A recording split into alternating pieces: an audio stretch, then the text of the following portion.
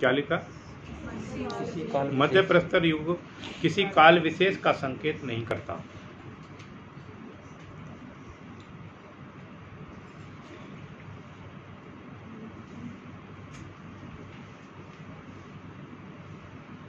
मध्य प्रस्तर युग,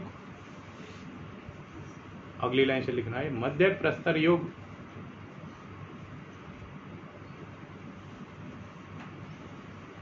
नवप्रस्तर युग के सभ्य जीवन के, मध्य प्रस्तर युग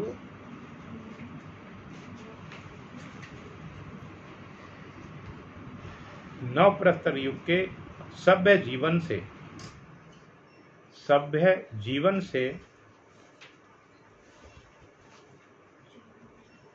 संधि वाला समय है। इंपॉर्टेंट नहीं है बिल्कुल भी।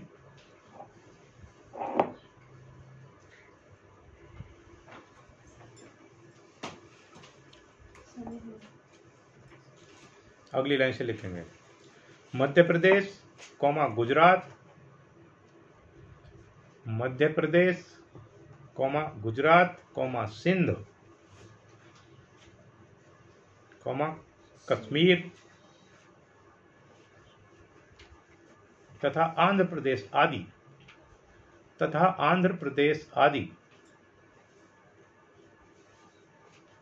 प्रदेशों से प्राप्त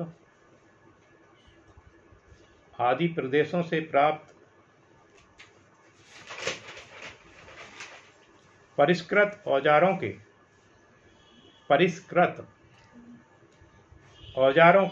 आधार पर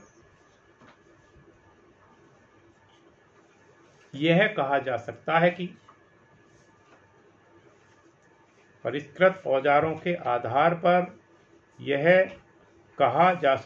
कि मध्य प्रस्तर युगीन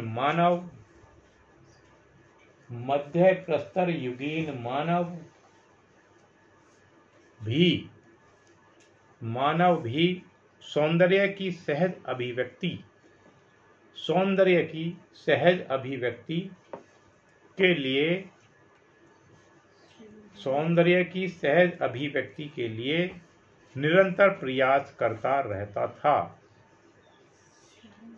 सहज अभिव्यक्ति के लिए निरंतर प्रयास करता रहता था।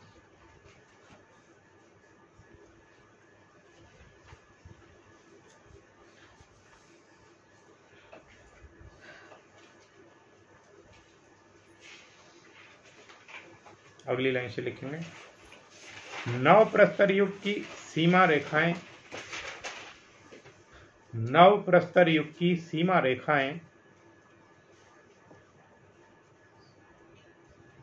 10,000 ईसा पूर्व से लेकर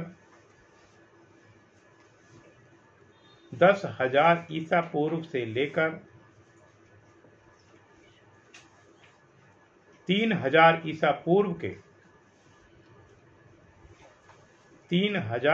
पूर्व के और छोर के आसपास खींची जा सकती है।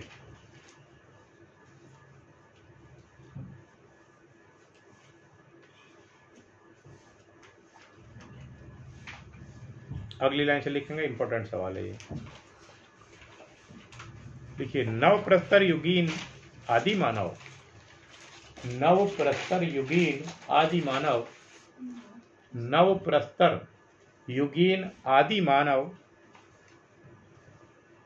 अब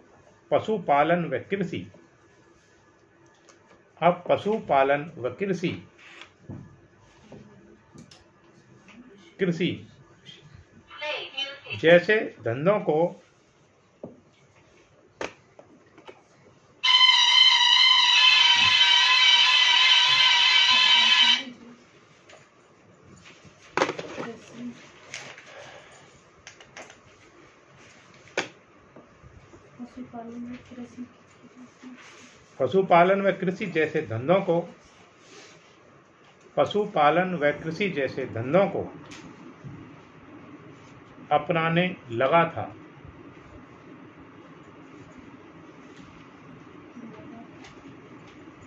अब इसका सवाल पेपर में आता है, किस युग का मानव पशुपालन व कृषि को अपनाने लगा था? नव प्रस्तर युग का। इम्पोर्टेंट सवाल है। नव प्रस्तर युग का मानव कृषि और पशुपालन को अपनाने लगा था, उसके बाद थोड़ा व्यवसाय भी करने लग गया था। अगली लाइन से लिखेंगे, नव प्रस्तर युग। नव प्रस्तर युग में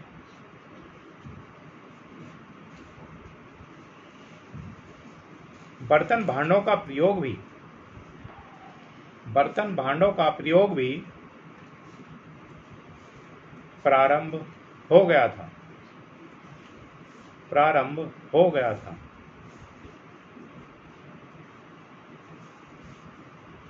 किसको कहते हैं बर्तन भांडे? हाँ, जो मिट्टी वाले होते हैं। तो अभी जो सहारनपुर में सोनोली क्षेत्र है, सोनोली में मिले हैं। अभी वहाँ खुदाई चल रही थी कुछ समय पहले, लगभग 6 से 7 साल पहले। तो वहाँ पे बहुत सारे मृत भांड मिले हैं जो मिट्टी के बने हुए रहते हैं। तो वहाँ खुदाई हो रही थी, खुदाई में मिले वहाँ पर। सोनोली क्षेत्र है सहारनपुर में।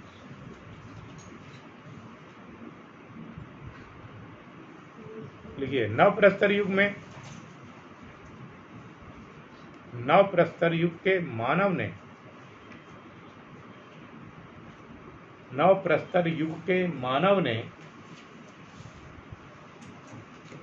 अपने पुराने घुमक्कड़ स्वभाव में भी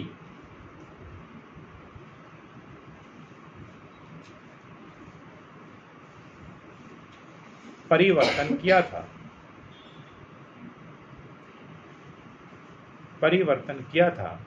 क्योंकि अब उसने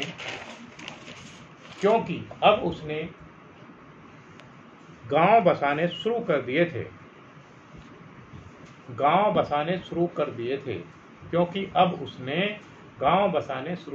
थे।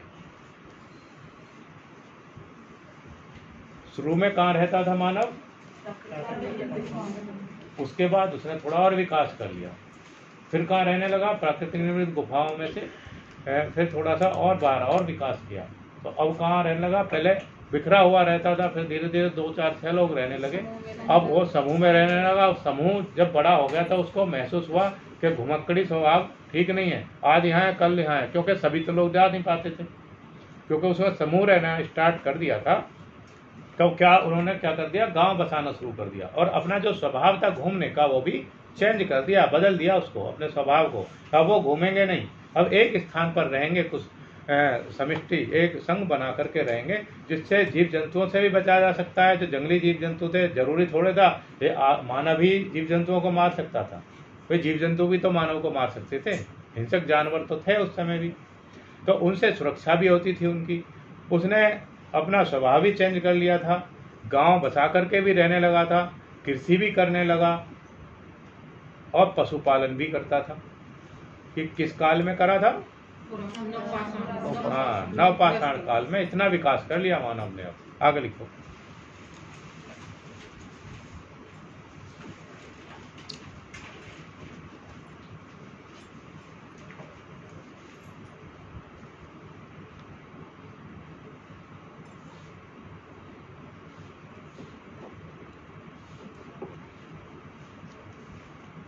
लिखिए, प्रागैतिहासिक काल के आदि मानव के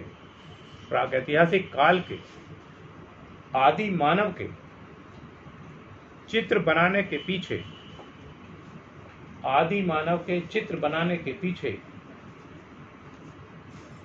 भय, नंबर 1 लिखिएगा। भय किसे कहते हैं? डर। Very good. अगला नंबर 2 लिखिए, जादू टोना।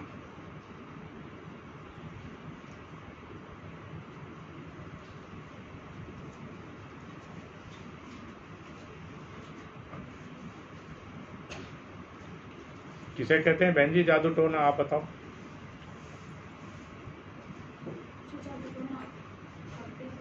जो जादू टोना करते हैं मतलब उसे ही जादू टोना कहते हैं। और कौन सा होता है? जैसे मान लिया नींबू, सिंदूर, बहुत सारे वो पात्र हैं, कील, कपड़ा, काला कपड़ा, ये सब इकट्ठे कर दें और एक जगह रख दें। आप भी रखे होगे ना वैसे ही बिना कुछ करे कहीं भी, तो उसे कोई छुएगा नहीं। हाँ, जो पहले से ही हमारे मन में भय है ये उसके प्रति। लेकिन ऐसा कुछ भी नहीं है, उससे कुछ नहीं होने वाला। अगर कपड़े, काले कपड़े से कुछ होने लगा तो फिर काले कपड़े बिकने बंद हो जाएंगे। कील किस उद्देश्य के लिए बनाए? घर, मकान, लकड़ी का फर्नीचर बनाने के लिए। वो किसी का बुरा कैसे कर सकती है? ठीक है। उसमें काले तिल भी रखे रहते हैं, उसको किस लिए? वो किसी का बुरा करने के लिए नहीं होती। ये वस्तुएं हैं, वस्तुएं कभी किसी का क्या बुरा कर सकती हैं? ये हमारी भावनाएं। जैसे उस समय था ना मानव, उसकी भावनाएं थी उसके पीछे के, भाई चलो हमने जादू टोना कर दिया तो किसी भी चीज़ पे विजय प्राप्त कर ली। वैसे आज भी है 10% लोग जो इसी में विश्वास करते हैं, अगर हम जादू टोना कर आएंगे चौराहे पर जाकर के तो हमारे काम बन जाएगा। काम उसकी पॉजिटिविटी के कारण बनता है, ना कि जादू टोने के कारण। वो कुछ नहीं होता है, ठीक है। केवल हम अपने मन को संतोष देते हैं उस चीज़ से, बाकी कुछ नहीं होगा। अब उस समय का मानव ये शुरुआत की थी और आज भी है, तो आसान थोड़ी है किसी चीज़ को भुला देना। तो आज भी चलती आ रही है, भले कम हो गई है लेकिन है ना आज भी। शनिवार को किसी भी मंदिर पर जाकर खड़े हो जाओ, शनि मंदिर पर, दुनिया भर की चीज़ें वहाँ व्यक्ति दिखाई दे जाएंगे, वो सब जादू टोने से ही संबंधित है। हाँ, वही तो जादू टोना टोटका वही होता है, समझ गए? ओके, लिखिए आगे। जादू टोना, चिर स्मृति। अगला चिर स्मृति। चिर स्मृति कहते हैं लंबी यस, बहुत पुरानी याद। हाँ, चिर बहुत लंबी, स्मृति या कहते हैं यादों को, बहुत लंबी याद। चिर स्मृति। अगर हमने चित्र बना दिया तो हमें लंबे समय याद रहेगा ना। तो चिर स्मृति के लिए हम चित्र बनाते थे उस समय का मानव। यानी कि हमने बना दिया 12 सिंगे का चित्र, आदि मानव ने गुफा में बना दिया। अब उसे लंबे समय तक याद रहेगा ये इस तरीके का एक जानवर है जंगल में, इसलिए वो चित्र बनाता था चिर स्मृति के लिए। आगे लिखिए विजय। विजय यानी जब किसी भी हिंसक जानवर को मारने के बाद वो उल्लास मनाता था विजय का, उस प्रकार के चित्र हैं, वो विजय के चित्र हैं। एवं अगला लिखिए सौंदर्य भावना। सौंदर्य भावना,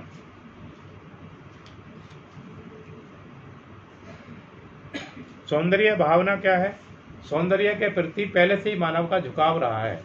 किसी भी, मान लिया बगीचा है, किसी भी सुंदर पुष्प को देखेगा तो स्वतः ही नजर हमारी उधर चली जाएगी। तो शुरू से ही मानव स्वभाव है सुंदरता की तरफ झुकना, वही लिखा हुआ है भावना, सौंदर्य भावना।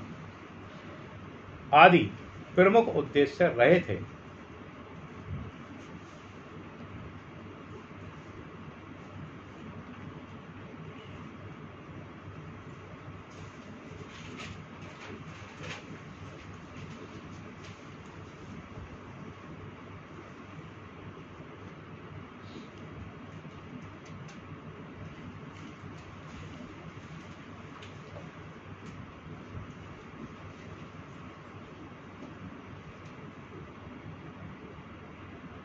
अगली लाइन से लिखें प्रागैतिहासिक काल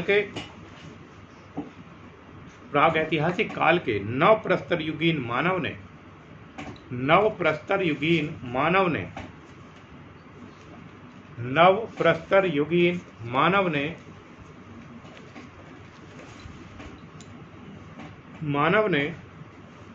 भारत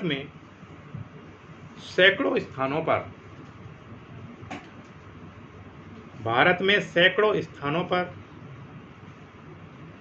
चित्रावशेष छोड़े हैं।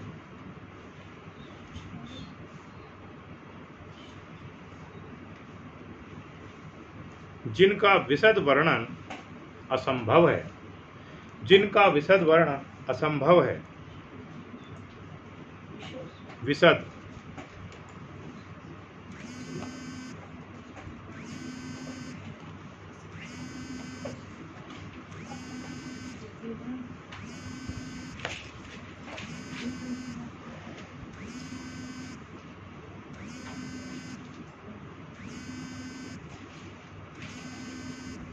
अगली लाइन से लिखेंगे मानव सभ्यता एवं संस्कृति के